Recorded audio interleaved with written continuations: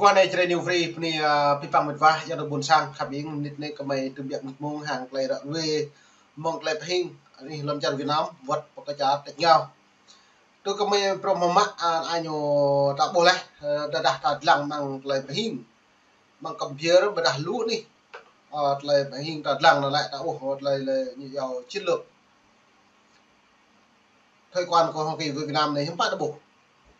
nón tươi có mày promo mát mệt vã dòng từ buồn sang việc mà đồng pre mình càng đặt sắm mày lù đoạn lù đi vào đây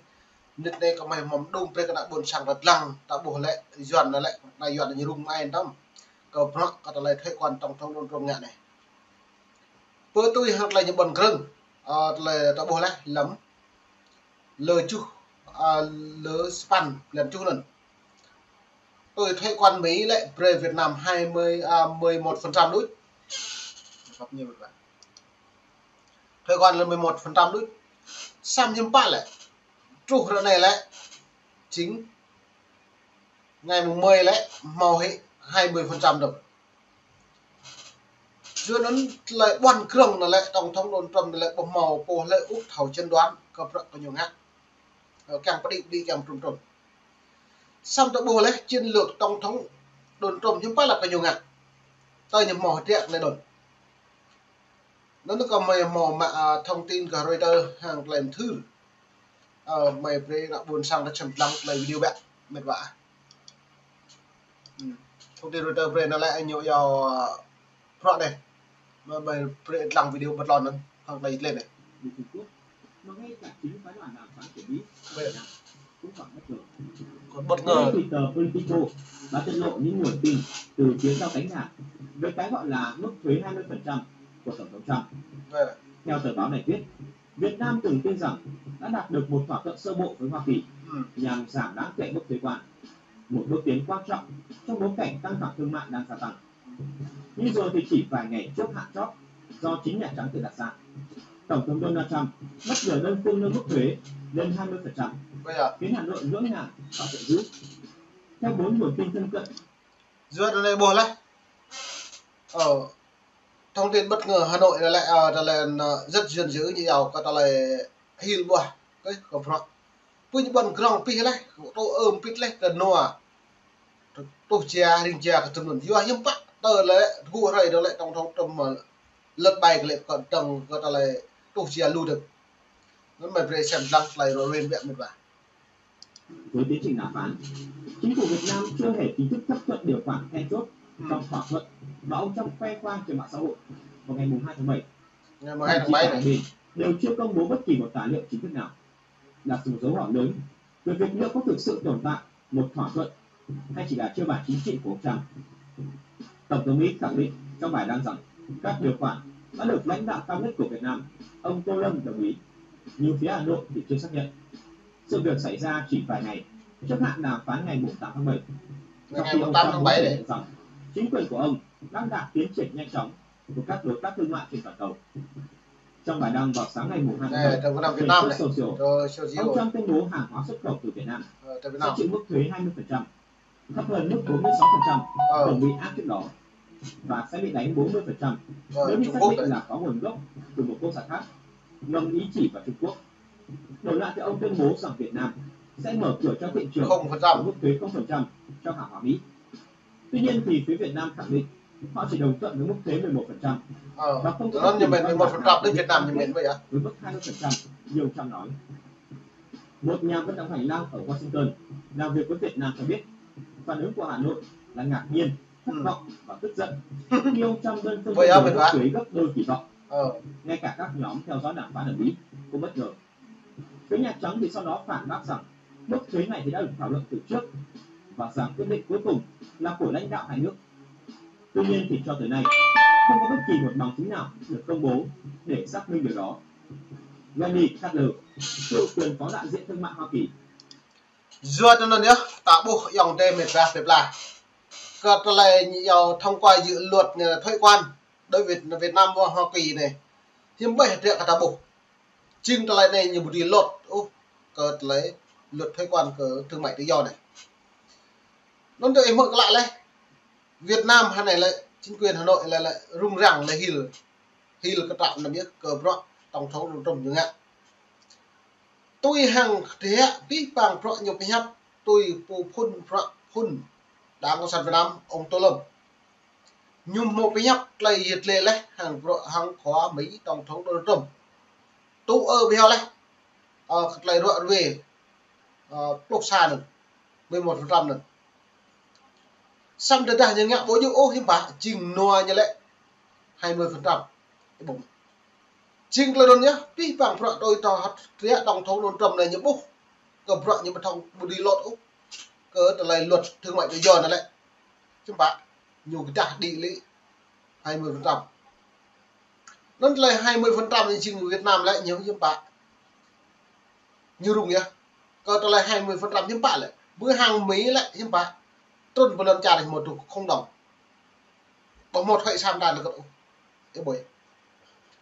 giờ như bạn chính sách mưu kế của Mỹ áp đặt về Việt Nam không đồng nó lại về nhờ mở cửa toàn diện tổng nhập bọc mang pi bằng về nước Mỹ lại dưới sắp nhập hàng hóa bất cứ đó lại trong cái năm đất bằng một vị ở Việt Nam nhiều họ được chia sang ta Việt Nam được chia của Mỹ với trong cái năm Việt Nam nhiều nào trả Mỹ là 20% cái buổi trong cái năm Trung Quốc nào của Mỹ 40% 46 rồi 40% này này nó đã bộ này là những đồ rung tắm nhất cả thế là lại tranh lệch thời gian nua tại dạp nó còn lấy được chia này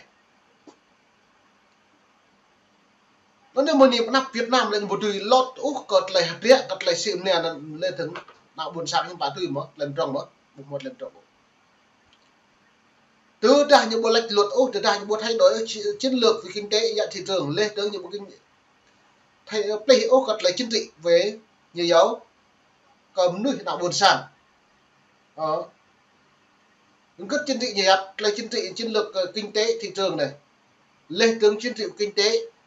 toàn diện bằng trong nước Việt Nam hay này rất nhiều số bằng nôn nhiều can trở bình nuôi như dấu xây dựng đất nước phát triển như dạp bình vấn đề bộ luật tháo túng bộ luật còn là như dạp bí bằng hạt rẽ thông tin đối với Đảng Cộng sản Việt Nam bộ mỏ tự yêu thông tin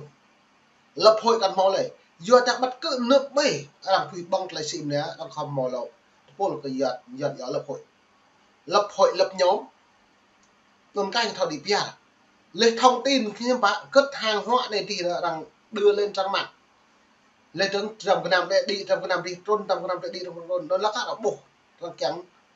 chẳng lời dưa nút này là dưa giàu dựa trên nút thấy bỏ cốc liễu nút này là đang lại xịn nè bằng trang mạng xã hội này là xịn online đà này xịn lung tay rồi tôi là xịn bằng tại Telegram lung ta là xịn hàng hóa xong đây Việt Nam lại như một cái cực là phèn luật như bạn như cái đi béo do cái là nó như tổng thống Donald Trump những bức điện này nên Việt Nam bao nhiêu đi lọt đâu do anh đi lọt đâu do nó bằng thế giới nó lại bằng trong cộng đồng bằng bộ mặt hội đồng nó lại rằng đàm phán cập rộng như giáo thuế quan nó lại rằng ngạc nhiên cập rộng tổng thống Donald Trump như ngạc tôi ở bị này nhưng bạn lại tôi ở được cụ mong tôi ở nó lại vì lách luật nhập tịch đứng bộ mò đi trả lời 11% của Việt Nam 20% được mong chung tôi ở đấy mặn rõ 11% này do cất nhố chưa khi 11% mới như tăng đi nùa được nên đây là luật Việt Nam lên nhưng bạn Việt Nam như rồi lên trong Việt Nam nhà hi lên 80 cộng hạt địa tổng thống Hoa Kỳ ngạn nhưng bạn lại thì bởi nó nếu tôi Việt Nam đây 10.000 từ đây những bộ tụ chúng nông nợ Mỹ với các một cái năm nhũ với đây những các sĩ trong cái năm Việt Nam nào của Mỹ thì không đóng phải 20% mang lên 20% nhưng bạn bình hàng hóa bình xoay bình nhôm sét thép nhiều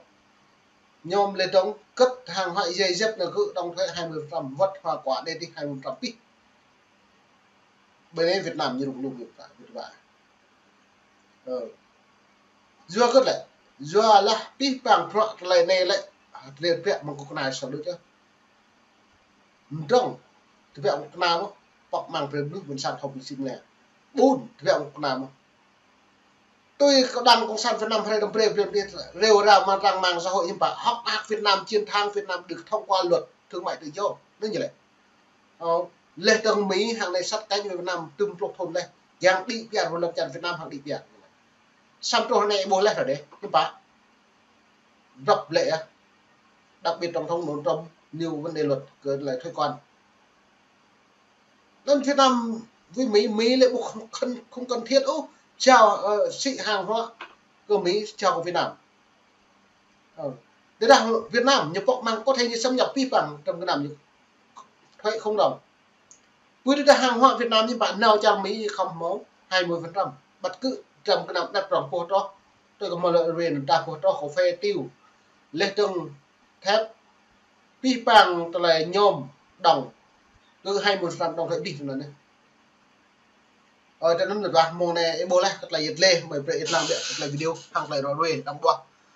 là bọc và tổng thống Donald Trump tại chợ Mỹ lại hiếm bạn nhưng mà gọi nhiều màu đồ nông ở nọ đây xem lặc là nhiệt lên này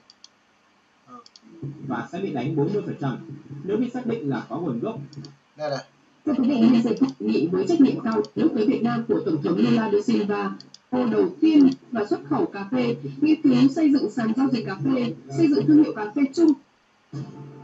Ông từng tin rằng đã đạt được một thỏa thuận sơ bộ với Hoa Kỳ nhằm giảm đáng kể mức thuế quan, một bước tiến quan trọng trong bối cảnh căng thẳng thương mại đang gia tăng. Nhưng rồi thì chỉ vài ngày trước hạn chót do chính Nhà Trắng tự đặt ra, Tổng thống Donald Trump bất ngờ đơn phương nâng mức thuế lên 20%, khiến Hà Nội ngỡ ngàng và giận dữ. Theo 4 nguồn tin thân cận với tiến trình đàm phán, chính phủ Việt Nam chưa hề chính thức chấp thuận điều khoản then chốt trong thỏa thuận mà ông Trump khoe khoang trên mạng xã hội vào ngày 2 tháng 7. Thậm chí cả hai bên đều chưa công bố bất kỳ một tài liệu chính thức nào, là một dấu hỏi lớn về việc liệu có thực sự tồn tại một thỏa thuận